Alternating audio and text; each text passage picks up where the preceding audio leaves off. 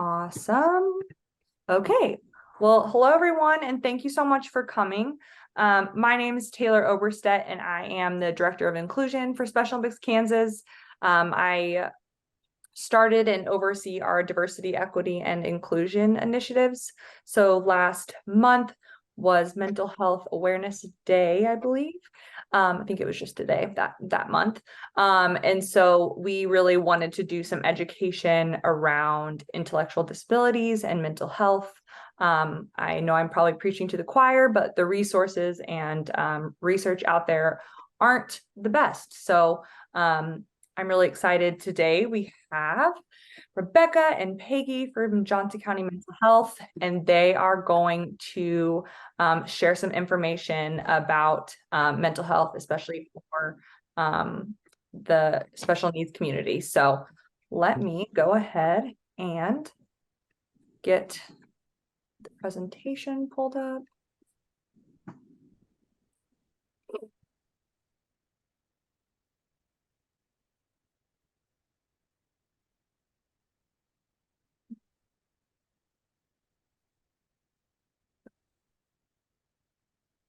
Okay. Okay, can everyone see it? Yes. Awesome. All right, if everyone would just go ahead and mute, I will kick it to you all. All right. Well, thank you so much for having us. I'm Peggy Shear. I'm the Director of Health Integration Services at the Mental Health Center, as Taylor mentioned. Just a little bit about my experience. So I worked 26 years with people with intellectual and developmental disabilities. So I've done everything from case management. I worked for the state and did licensing. I supervised group homes. I was an executive director of an agency. And then I was the CDDO director in Johnson County. And then I worked the last 9 years in mental health, but I'm also a guardian for a couple people who have intellectual and developmental disabilities. I'm Rebecca Winterberg. I am a licensed master social worker, and I'm currently a clinician at Johnson County Mental Health, providing therapy to individuals who have an IDD diagnosis and a mental health diagnosis. I've been a clinician for about almost 3 years now, and previously I had worked in group homes and other settings providing support to people with intellectual disabilities. Awesome. Thank you. Well, I'm going to start, and Rebecca and I think are going to turn off our cameras, because sometimes I tend to use my hands and I get very distracting.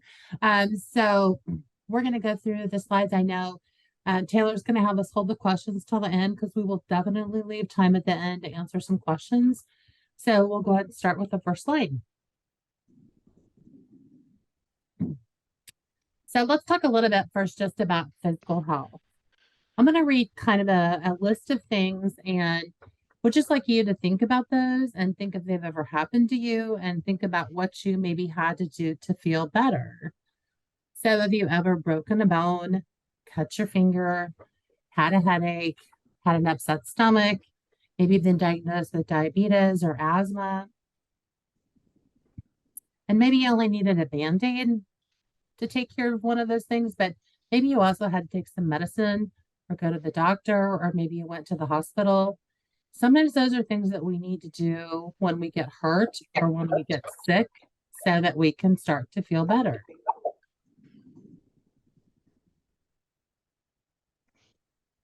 Thank you. And now let's start thinking about our mental health. So I'm going to read out these statements and give you the opportunity to think about these. So have you ever felt happy in the last week? Or have you felt sad in the last week? Have you ever felt excited, like when you were going on a vacation when you were little, or anticipating Santa Claus? Have you ever felt scared, like you're in a new place or somewhere high up, or maybe you see a spider or a snake? Different people are scared of different things. And then have you ever felt worried like before the first day of school or before a competition at a sport.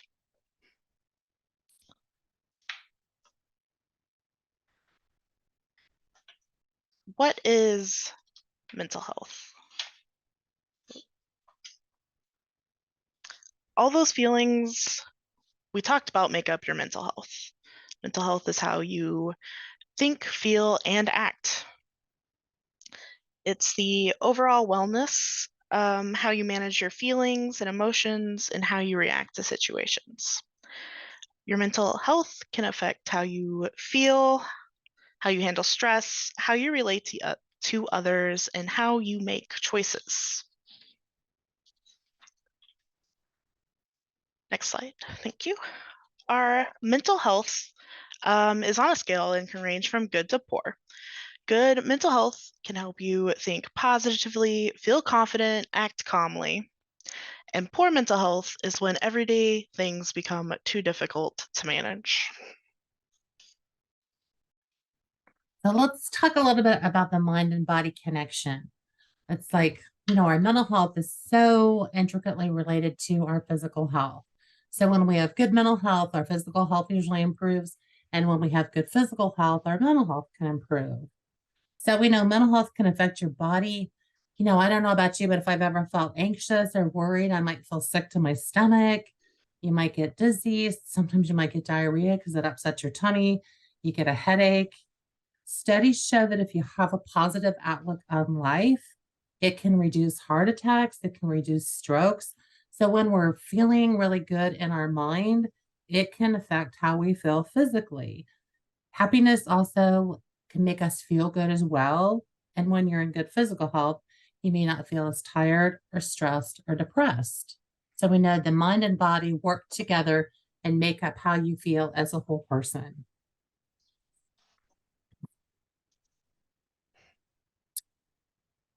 So let's talk a little bit. Sometimes people have feelings of sadness or anxiety or worry, or they might be irritable, or they might have sleep problems. And sometimes that happens for all of us.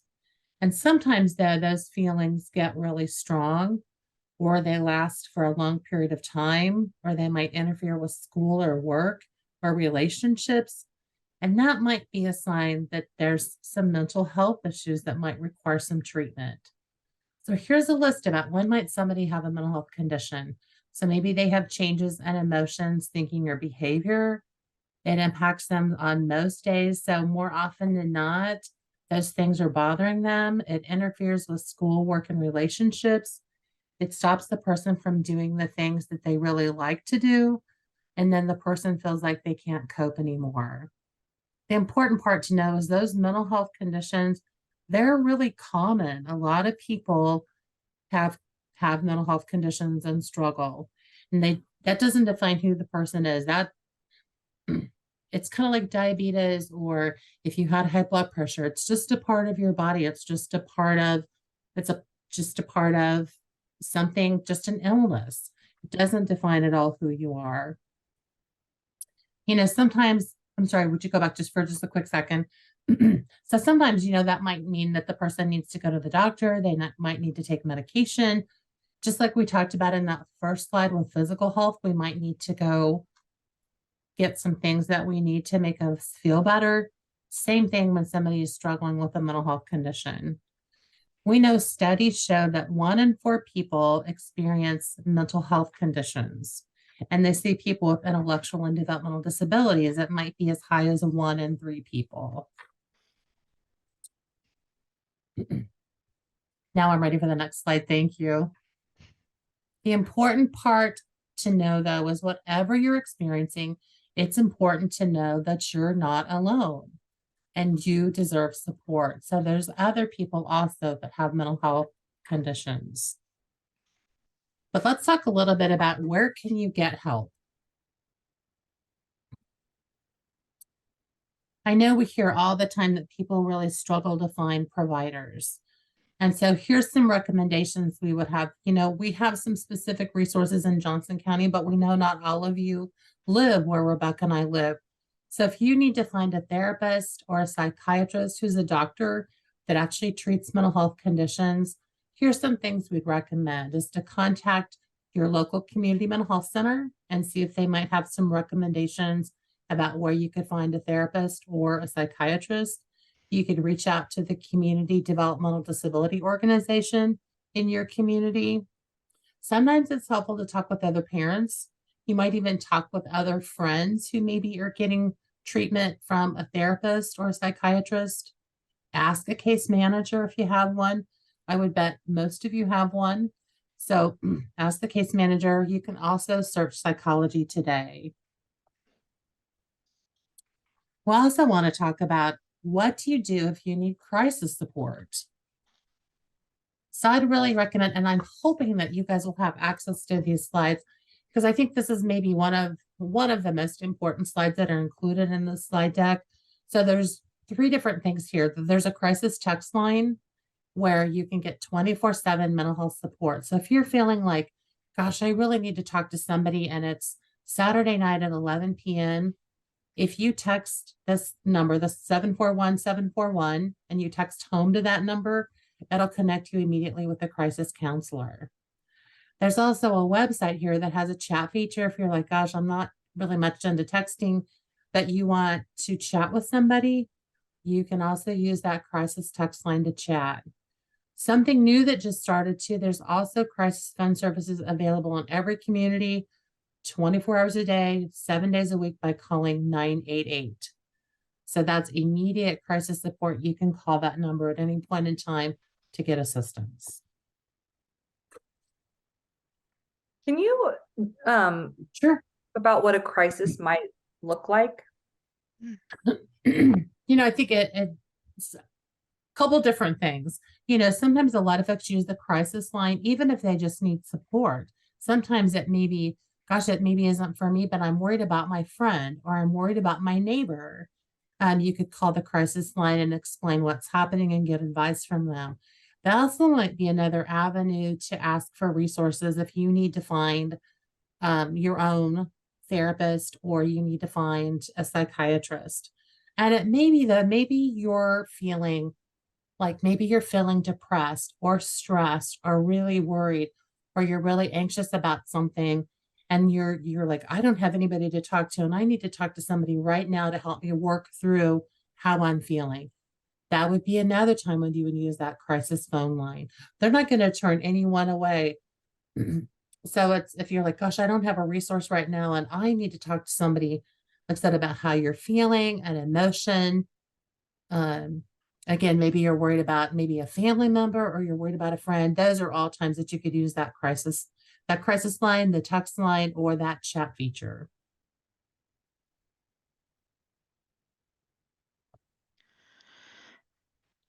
So now we will talk about what are some ways you can cope to help yourself get through a tough time. The first one is talking. So it's be open with people that you trust about how you're feeling. This can be as simple as going to someone who supports you or someone you trust and just saying, I'm feeling sad today, or I'm having a hard time with a friend. The next one is exercising. So you're looking after your body, you're playing a sport, you're eating healthy meals and having healthy snacks. Getting active raises those good hormones in your body that keep you healthy and happy. It makes it easier to calm yourself down if you do get very sad or angry. And then there's ways you can calm yourself, like meditation, having good sleep habits, like turning off your phone early and getting 7 to 9 hours of sleep. And then there's also like stretching your brain, learning a new skill, gaining confidence by trying something new. And then there's always spending time with people that you care about and that care about you. So building relationships, making a new friend, or just spending time with your loved ones. And then contributing. So that's go help others. Find find something that you believe in, something that you feel like you can help with, that you can help build up, participating in your community, creating something new, expressing yourself through art or music, getting involved in acting or writing poetry. And then congratulating. Be kind to yourself. Everyone makes mistakes, and that's okay. You're doing your best, and reminding yourself that you are doing your best, and keeping a list of the qualities that you value in yourself. Stay away from drugs and alcohol, and going out to your primary care provider to keeping a check of your physical health, making sure you don't need any extra medications for your physical health. Find a therapist. Those are some ways to cope. And then you can make a well-being first aid kit. And this is like a normal first aid kit, just like having that to cover your cuts and burns. This is a mental health first aid kit where you can use those examples on the previous slide to create some sort of little box or writing down on a note card of things that bring you joy or of things you can do when you're not having the best day. So as a few examples, it's, chatting with your friend about how you're feeling, drawing and listening to your favorite music, or taking a real long bubble bath to relax and wash away your stress. It's important to share this first aid kit with friends and family or someone else who supports you. Write it down, talk to them about why you picked those activities, and rely on those supports to help you. Like, remember to use those things when you're having a hard time. Well, Rebecca, and I'm gonna piggyback on that well-being first aid kit for just a minute. Mhm. Rebecca and I were talking about this presentation. I'm like, I love that idea because sometimes I think when we're feeling stressed or we're feeling sad or we're feeling worried, we don't always remember, gosh, what are all those things that I can do that might make me feel better? So really creating that first aid kit. So just as that reminder, not when you're stressed, it's like, go home and do that. I would challenge you to do that in the next week or so. Create one of those. It's like, gosh, what are the things that I really love? What are things that I enjoy? And I'm going to make a list of those things. And then maybe if I'm having a really rough day, I'm going to go back and I'm going to pull that list back out and go, gosh, here's my list of 12 or 14 things. What are some things on here that I can do that will make me feel better? And they might take your mind also off whatever's stressing you. So I think that it's like, keep that list. I would encourage you, if you can print off that, the coping skills that Rebecca had that gives you ideas, and then create that list. What are those things that I'm going to do and what makes me feel better? Because we all have those things. Sometimes I have those things in my mind and I have to remember, gosh, I'm having a rough day today. What am I going to do tonight after work to take my mind off this stressful thing that happened today or this thing that's worrying me? So I'm going to go spend some time with my grandkids, or maybe I'm going to go to dinner with my friend who lives next door, or maybe I'm going to go home and I'm going to read a book that I've been sitting on from the library, or whatever that happens to be. I would really challenge you to do that. I think that's a really a great skill and something that we can all use about, gosh, what are those things I'm going to do to make myself feel better? And also, you can like build it into a habit. So scheduling that time to practice doing these things when you're feeling good, it can make it way easier to do them when you are not feeling so great. I love that, Rebecca. Thank you. So why talk about mental health conditions? And there's a lot of stigma associated with mental health. And, by us talking more about it, it's like there are a lot of people that have mental health conditions. Sometimes, we struggle for a little while and things get better. Maybe there's something that happened and we feel bad for a short period of time. And sometimes there's folks who struggle with their mental health for a longer period of time. So the more that we talk about it, it helps people recognize when they need to reach out for help. That's the biggest thing. There's people here who understand it. They want to help you. The more we talk about it, the more likely others will feel comfortable getting treatment if they need it. Also, mental health, it's like the more we talk about it, it helps build resiliency in people and can make a positive difference and help them manage life's challenges. So to kind of recap what we talked about, again, I can't say strongly enough, I really encourage you to create that first aid kit for yourself. Reflect on what makes you unique, what you enjoy, what helps you manage when life gets tough. Because we all have those things that we go to, and they're different for all of us. So we've given you some examples, but mine would look different than Rebecca's, than Taylor's would look, because we all have different things that we enjoy and different things that help us get through day-to-day stuff. And that's okay. It's meant to be your own first aid kit that's totally individualized to you. If you feel like you're struggling with some mental health conditions that you're like, gosh, I'm struggling with some sadness or I'm really worried about these things, or I feel depressed, make sure that you talk to somebody that you're having those feelings. So if it feels like you're going through too much, let somebody know. That may be a friend, a family member, one of your providers. Let somebody know that you're struggling and that you need some help. Reach out. And remember, I know we've talked about this throughout the presentation, but mental health conditions are more common than you think. So you're not alone in having those thoughts and having those struggles, because certainly there are a lot of folks who are also in that same situation.